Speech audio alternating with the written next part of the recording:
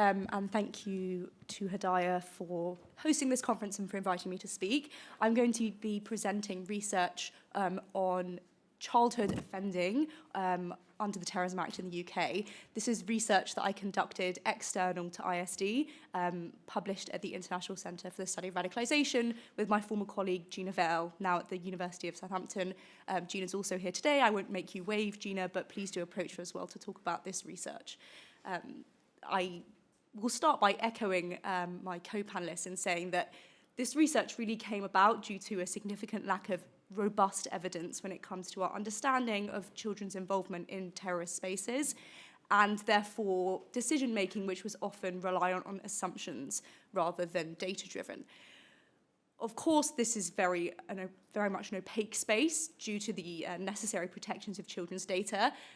However, we often discovered that that data simply didn't exist even in closed spaces. And so really from the start, this was an attempt to try and, within ethical guidelines, understand and publish this data so that it can inform policy making. This has been a 3 to 4 year project now of building a publicly available data set of children convicted under the Terrorism Act in the UK. So our inclusion criteria are threefold. Children who've been successfully convicted, so if the case was acquitted, then have not been included, under the Terrorism Act and subsequent related legislation, and of children at the time of offence. So this slightly relates to the Home Office data, which is the most published data that is available on this, but that is not disaggregated when it is publicly available. So we really sought to understand the colour behind these cases. Who were these children? How did they get involved? How does the system in the UK understand a child terrorist offender? What factors might impact their agency, accountability and threat landscape in the UK? I'll spin through this very quickly and then I'd be happy to answer any questions at the end. So here's our overview of the data.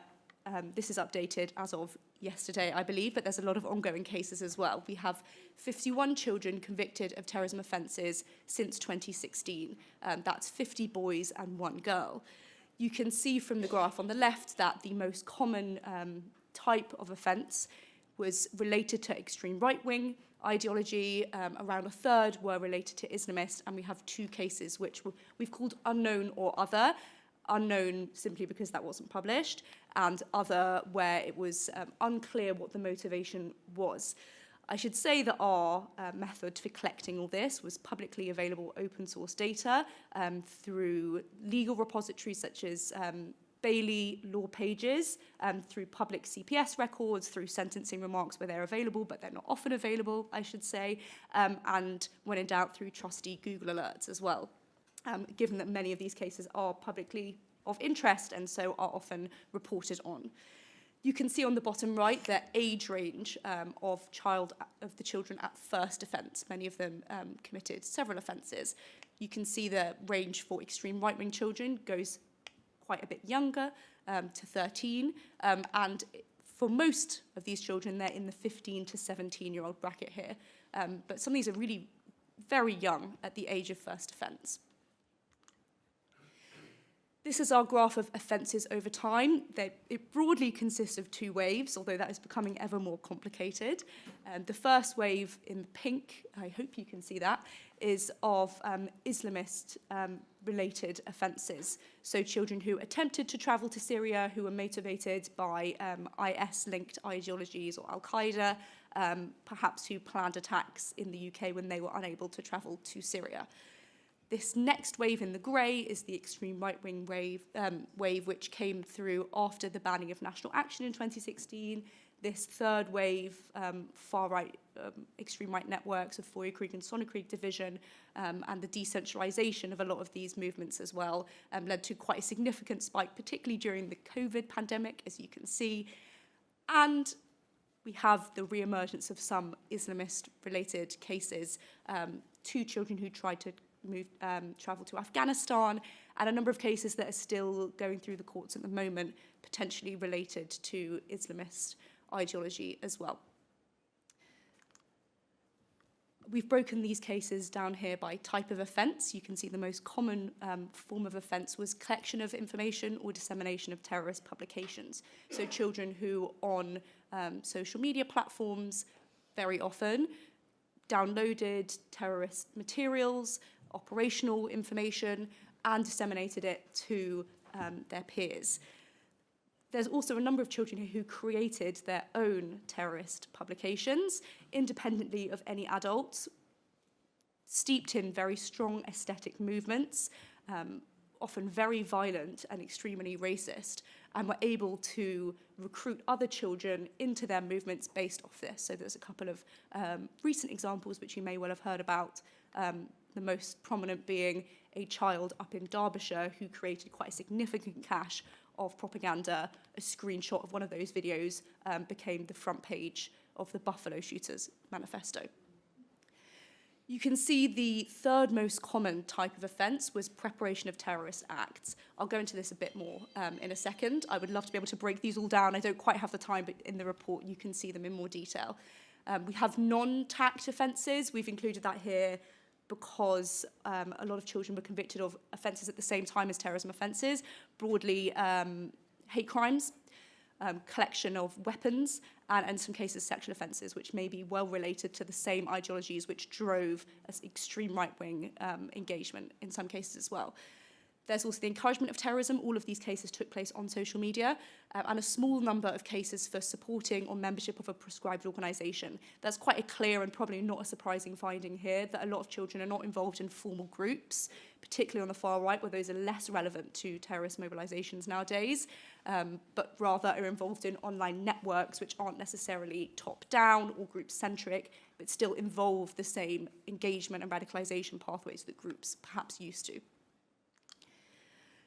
I'll include sentence length here because of this very clear statistic, which you can see that the vast majority of extreme right-wing offenders did not receive custodial sentences, whereas on the Islamist side, the most common sentence length was 3 to 5 years. There might be a number of reasons for this.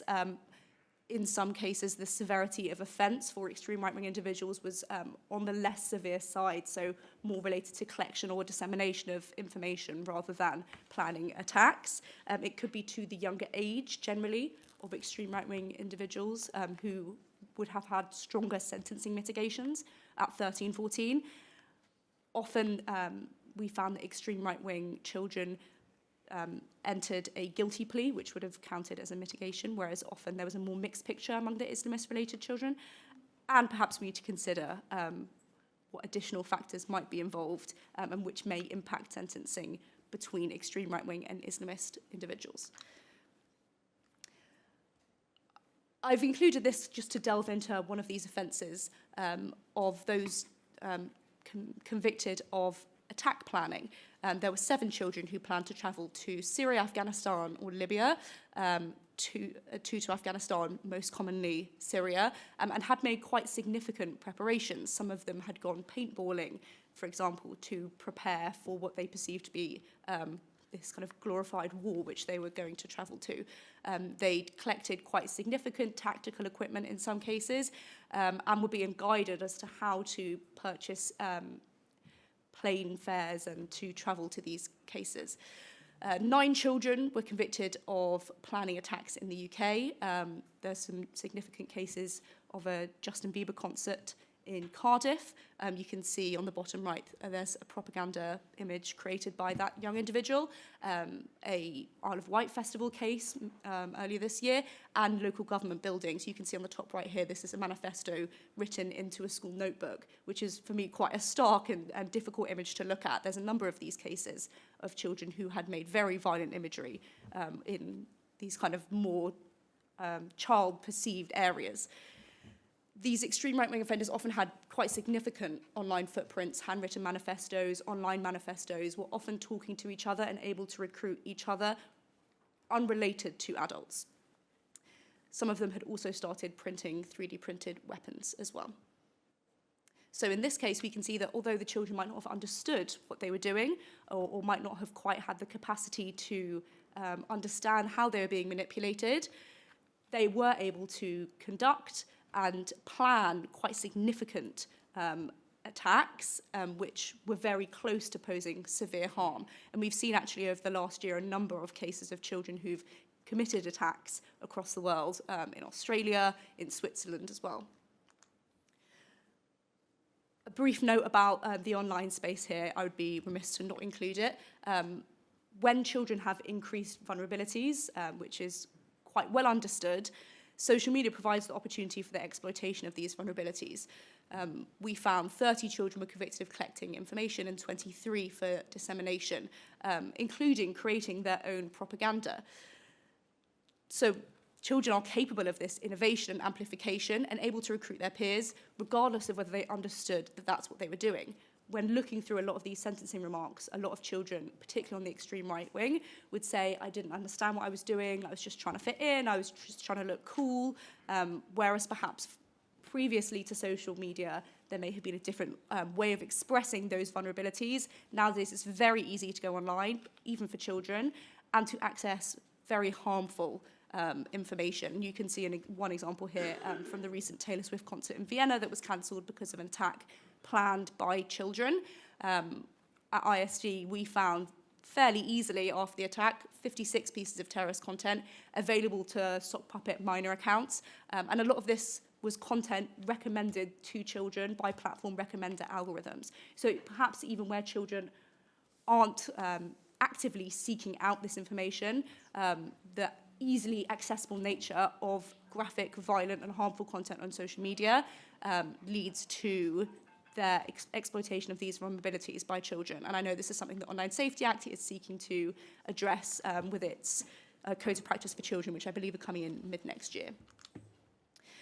So just a quick note on response strategies. This is a paper that myself and my colleague Milo Comerford published earlier this year on a comprehensive UK counter-extremism policy. We've seen in this presentation that children are both victims of the exploitation of their vulnerabilities and perpetrators in equal right. That's quite a difficult thing sometimes for the criminal justice system to come to terms with. And we found that in many of these cases, adult-centric CT approaches have been simply transplanted onto children when they were not built for those purposes. And children have really struggled in this system in many of these cases. These new drivers and engagement pathways point not to the securitization of children and these risk factors, but to safeguarding-led approaches. How can we look at upstream prevention mechanisms which support children rather than try to securitize these vulnerabilities? This all sits in this hybridized post-organizational extremist landscape where children are able to access all forms of online harm, school shooter fandoms, for example, and even where they're not ideological, perhaps it's the same processes at play for exploiting their vulnerabilities. And, of course, a lot of this comes down to digital regulation. At the heart, children should not be able to access illegal and very graphic and very violent content on social media. This is something which the OSA should address. However, on top of this, we have these offline drivers, the mainstream form of hate and extremism, which children are increasingly exposed to, and these diverse engagement pathways, which we need to be additionally thinking about beyond the OSA. How do we look at protecting and safeguarding children? So I'll leave it there. Thank you very much, and looking forward to your questions.